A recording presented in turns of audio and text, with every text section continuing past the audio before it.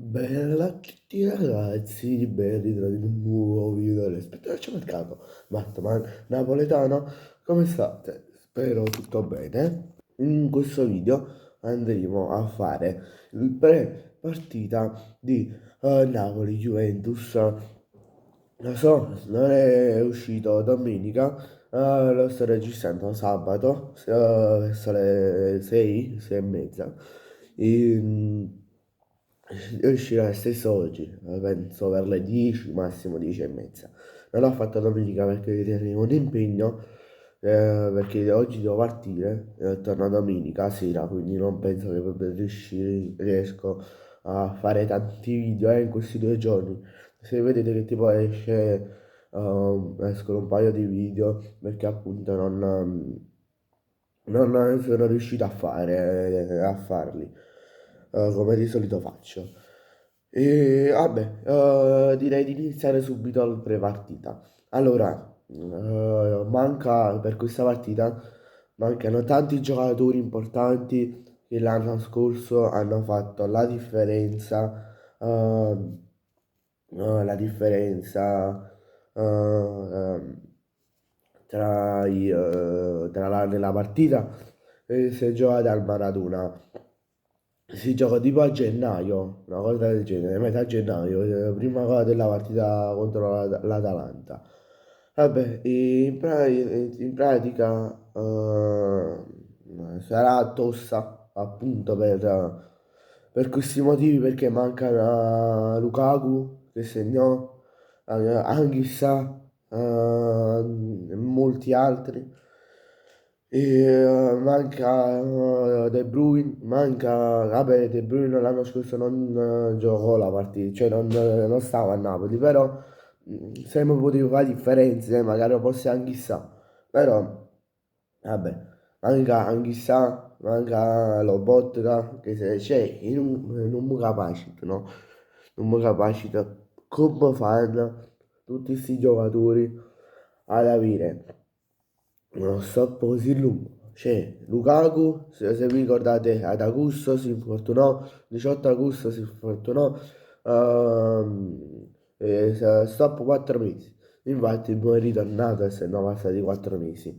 Però diciamo, non so quanto tempo, cioè tra quanto tempo ritornerà proprio a far giocare, che sta sempre un Oliun che ha fatto molto bene in questo inizio di campionato. Lasciamo stare le ultime 2 o 3 partite, però diciamo, ha sempre fatto bene, da quando sta a Napoli.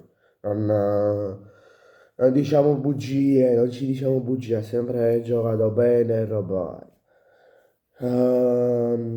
Quindi sarà difficile togliergli il posto da titolare. Magari il Napoli quando ritornano, tra virgolette, tutti quanti a centrocampo, può giocare con un 4-4-2, magari con Di Lorenzo e Spinazzola,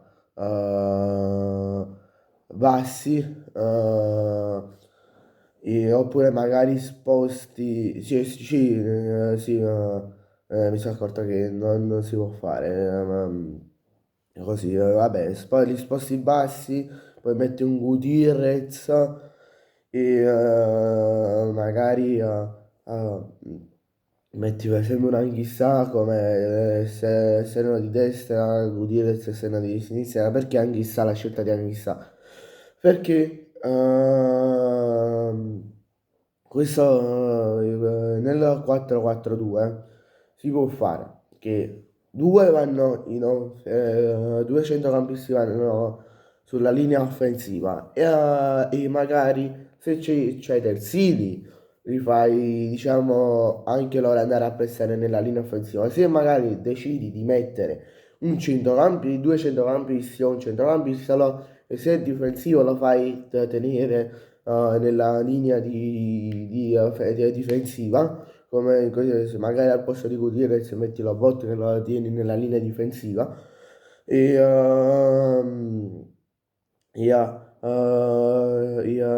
chissà lo tieni sulla linea di centrocampo, nel senso che tipo non lo tieni a metà, non lo tieni nella linea offensiva che c'hai già De Bruyne e McTominay E poi nella linea difensiva che c'è già la Lobotka, ma per Lobotka sta fuori 3-4 partite, in pratica stavo tutto dicembre, in pratica.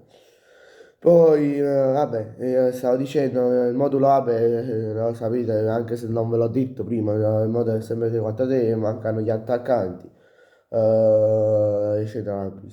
Allora, vabbè, a centrocampo io ho messo Di Lorenzo alla sinistra e McTominay Vergara, McTominay e Vergara sulla linea di centrocampo, però diciamo risulta il ballottaggio con Elmas, non so chi giocherà, io preferirei che giocasse Antonio Vergara, perché adesso, quando è entrato nelle partite, ma l'abbiamo visto anche nella partita contro il Cagliari, ha sempre fatto buono, ha sempre giocato bene, quindi vorrei buttarla lì, per gara titolare. Magari se non ti sta piacendo lo togli a fine primo tempo, lo togli al 60esimo, al 50esimo per dire, capì?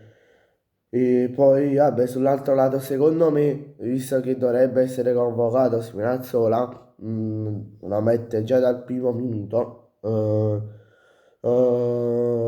Antonio Conte. Però anche lui risulta in ballottaggio con Olivera. Poi in attacco attacca a 3 Neres, Oliun e il ballottaggio Napolitano e Line. Io preferirei, preferirei sia tutto uguale, tutte e due, perché Napolitano, diciamo, ti va a fare quelle che Lang e Neres non ti fanno quasi mai, te le fanno raramente, cioè andare ritornare a difesa, a difendere, attaccare sempre. Perciò poi l'anno, vabbè, perché sta giocando buono, ha fatto un sacco di belle prestazioni, ha fatto pure il gol recentemente, però io non so come, diciamo, mettere, però certo si può giocare sempre col 4-2-4, metti i terzini abbassati, i terzini al posto di terzini di centrocampo, terzini difensivi, di Lorenzo Spinazzola Olivera li metti a difesa, due di centrocampo, appunto. E magari metti Politano come, cioè metti Elmas a fianco a Oliund, oppure magari se gioca titolare vuole far giocare anche titolare Vergara, oppure se magari non gioca ma uno dei due, o tutte e due, cioè se non giocano tutte e due insieme, magari metti Politano che può fare, da quello che mi ricordo può fare pure la punta, adattata ovviamente. E, magari la mette a fianco a Oliund e metti Langa e Neres a fianco. No? E magari Politano ti va a fare un'altra ala di centrocampista offensivo, per farci capire. Vabbè, bene ragazzi, grazie a tutti per la visione, ci vediamo in un prossimo video. Mi raccomando, lasciate un bel like e iscrivetevi al canale. Ciao!